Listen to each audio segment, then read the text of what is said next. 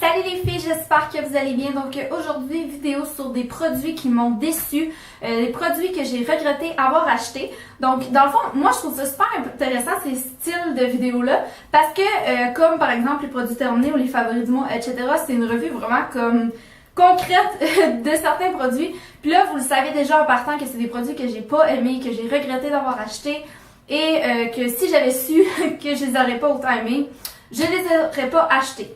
Donc, ces produits-là, c'est pas des produits comme... Il y en a que j'utilise quand même. C'est pas des produits que je déteste. Ce sont des produits que j'ai vraiment regretté d'avoir achetés, comme le titre le dit. Donc, sans plus tarder, je vais commencer tout de suite. Mon premier produit, je vous avoue que je suis quand même assez déçue de vous le présenter parce que c'est quand même un produit de haute gamme, si on peut vous dire ça comme ça. C'est un produit qui m'a quand même coûté assez cher et c'est le fond de teint mousse matifiant de chez Lise Wattier.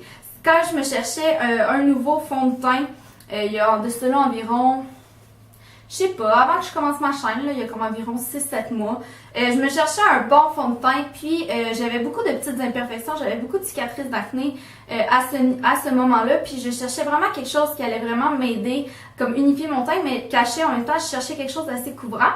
Et la personne à la pharmacie m'avait suggéré ce fond de teint-là. Et puis, bon, c'était le premier fond de teint que j'utilisais, que j'essayais de Lise Wattier. Et je vous avoue que en l'essayant à la pharmacie, je l'ai bien aimé. C'est une texture qui est comme mousse. Donc, dans le fond, ça s'applique vraiment super bien sur la peau. Mais c'est une texture que finalement, je déteste, ok? Moi, j'utilise toujours une éponge à maquillage pour me maquiller. Et j'ai l'impression qu'avec ce fond de teint-là, le produit pénètre vraiment beaucoup dans mon éponge et j'en perds vraiment beaucoup et je sais pas pourquoi mais ça dit sans huile mais j'ai vraiment l'impression qu'il fait vraiment pas pour mon type de peau à moi. J'ai un type de peau mixte et je sais pas mais je sais pas si c'est... Je pense que c'est vraiment la texture que je déteste là, puis il m'a quand même coûté comme 50$ pour ça, donc j'étais quand même déçue de comme pas l'aimer autant. Donc voilà, c'est un produit quand même qui m'a déçue. Je m'attendais à comme mieux l'aimer, mais je sais pas. Premièrement, j'ai la texture et j'aime vraiment pas l'effet qu'il fait sur ma peau. Donc je suis quand même déçue d'avoir payé comme 50$ pour ça. Mais bon, ça fait partie de la vie, ça fait partie de la joie de vouloir essayer des nouvelles choses. Autre produit que j'ai détesté, que j'étais vraiment déçue. En fait, je me trouvais vraiment nounoune. Je vais vous raconter l'histoire là. En fait, j'ai acheté ça ici qui est de NYC, qui est comme un poudre teint mosaïque. Et au début, je pensais que c'était un bronzer, ok?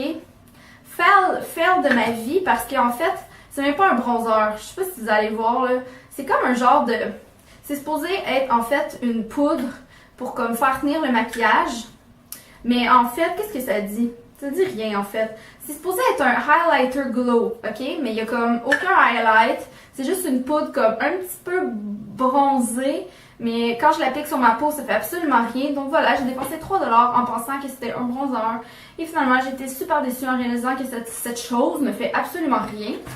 Elle fait même pas ce que ça dit que ça fait. Il y a comme même pas de highlight, tu peux même pas l'utiliser pour rien. Fait que 3$ dans la poubelle.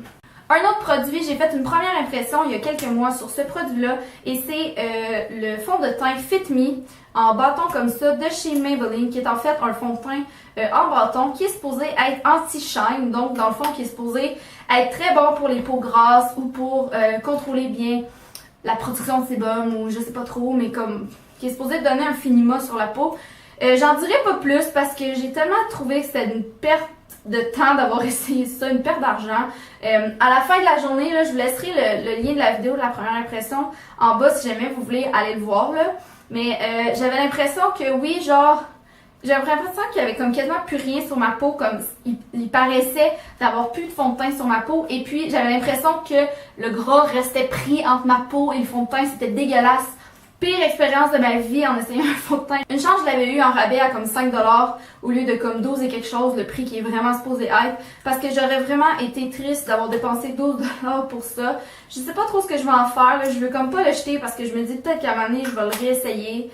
Un autre produit que j'ai vraiment regretté d'avoir acheté, c'est ça ici, c'est le correcteur Invisible de chez CoverGirl. Moi, je l'ai dans la teinte claire, je me cherchais à ce moment-là, ça fait quand même un petit bout, là, je pense que je vais le jeter même, parce que je l'utilise juste vraiment pas. Je me cherchais un bon correcteur et je me suis dit, bon, habituellement, j'aime bien CoverGirl, donc je me suis dit que j'allais l'essayer, mais c'est vraiment un mauvais produit. Il tient pas sur la peau, mais pas du tout. Il crease à fond la caisse. Il couvre absolument rien. Donc voilà, tous les mauvais côtés d'un correcteur que vous pourriez imaginer, c'est ça ici. Donc je pense que ça va s'en aller à la poubelle. Genre, tu sais, il en manque un petit peu. D'après moi, j'ai essayé de l'utiliser, puis non, ça s'est pas avéré être un bon produit. J'ai deux palettes pour les yeux ici que je voulais vous présenter. Premièrement, j'ai un produit de chez Avon, ok? Que j'ai depuis quand même un bon moment. C'est la palette de couleurs Glamour d'amour. Wouhou! En fait, qui se présente comme ça ici, avec comme plusieurs petites couleurs. Et en haut, quand tu l'ouvres, wouhou! Ça donne ça ici. Fait que dans le fond, t'as comme du blush, des produits comme pour les lèvres. Mais wesh, j'aurais jamais voulu mettre ça sur mes lèvres. Et ça m'a pas coûté tellement cher dans le temps, mais les couleurs ne sont absolument pas pigmentées, ok? Genre, je vais essayer de vous le montrer, là, je sais pas si vous allez voir, là. Tu sais, il y a quand même une certaine pigmentation sur les couleurs, sauf que juste sur mes doigts, là, les couleurs sont tellement poudreuses qu'ils sont même pas uniformes, il y a comme des motons. Puis ça tient juste vraiment pas sur les yeux. C'est dommage parce qu'il y a quand même quelques belles couleurs que tu voudrais comme pouvoir utiliser. Tu sais, des couleurs par exemple que tu n'as pas dans d'autres palettes que tu voudrais pouvoir utiliser. Mais je suis même pas capable. Tu sais, je sais pas si vous voyez là. Peut-être pas là. Mais c'est comme plein de motons en tout cas. C'est vraiment une déception. Et je sais pas qu'est-ce que j'ai à l'avoir encore dans mes affaires parce que je l'utilise juste pas. Faudrait que je fasse un ménage d'ailleurs bientôt pour enlever toutes les choses que j'utilise pas. Puis là, je sais pas après quoi essuyer mon dos. Une autre palette que j'ai, que je suis super déçue parce que j'avais quand même beaucoup d'attentes sur cette palette-là, c'est la petite palette ici Nude de Physicians Formula, que premièrement je trouve absolument trop cute, là, j'ai comme de la petite dentelle avec un petit nœud ici. Je suis super déçue parce que j'avais quand même beaucoup d'attentes sur cette palette-là. J'aimais beaucoup les couleurs, je trouvais que c'était des couleurs qui étaient très jolies, qui ressemblaient peut-être à certaines couleurs qu'on retrouve dans les palettes Naked de Urban Decay, mais j'ai été quand même assez déçue de certaines couleurs. Il y a des, tu sais, qui sont pas très pigmentées, qui paraissent pas du tout sur la paupière et qui ne tiennent absolument pas. Donc je me suis dit que j'allais quand même lui redonner une autre chance, mais c'est pas une palette qui me tente beaucoup d'utiliser parce que honnêtement, toutes les fois que je l'utilise, je suis déçue puis je trouve que ça paraît pas que je suis maquillée. Donc voilà, un autre 15$ que j'ai l'impression d'avoir mis dans le vide. Et j'ai ici deux produits pour les lèvres. On va commencer ici avec un Color Burst de chez Revlon. Je l'ai dans la teinte spectaculaire, en fait, qui est simplement un genre de rouge orangé, comme ça ici. Que au début j'ai vraiment beaucoup aimé. Par contre, je déteste le porter. Je sais pas qu'est-ce qu'elle a, cette couleur-là ou cette marque-là en particulier. Mais quand je l'applique sur mes lèvres, j'ai l'impression que, en moins que genre la personne qui l'utilise ait des lèvres comme absolument parfaites avec aucune fissure, le produit rentre dans les fissures de nos lèvres et ça fait vraiment pas beau. Et puis au fur et à mesure, je vais essayer de bien l'expliquer là, au fur et à mesure que la journée avance, t'as l'impression que, tu sais, mettons, tu vas boire, tu vas manger, etc. Mais il y a juste comme sur le bord des lèvres, il va rester full de produits.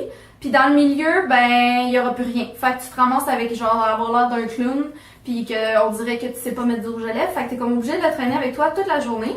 Puis même si tu continues à en remettre, plus t'en mets, plus ça rentre dans les fissures de la peau de tes lèvres, ça se dit-tu? Plus ça rentre dans les fissures de tes lèvres et plus c'est laid. Donc je suis quand même assez déçue parce que j'aime vraiment beaucoup la couleur.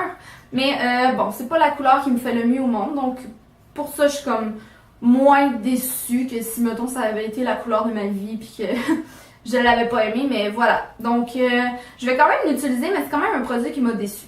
Et dernier produit, qui est un autre produit pour les lèvres, c'est le baume pour les lèvres de Mary Kay dans la teinte Satin Lips.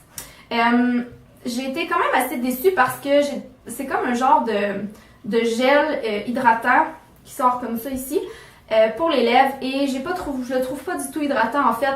J'ai même pas l'impression qu'il pénètre dans mes lèvres. Genre 2 heures après, j'en ai encore sur le dessus, j'en ai encore sur mes lèvres puis j'ai l'impression qu'il s'est juste rien passé. Donc voilà un autre produit puis c'est quand même assez dispendieux là, ces petites choses-là. Là. Je me souviens plus comment ça m'a coûté mais je pense que c'était comme plus que 10$. Donc voilà, autre déception. Donc voilà les filles, c'était mes produits qui m'ont déçu, les produits que j'ai regretté d'avoir achetés. Je sais qu'il y a certains produits là-dedans que d'autres pourraient aimer, mais moi, c'est des produits que personnellement, j'ai eu l'impression d'avoir gaspillé mon argent dessus.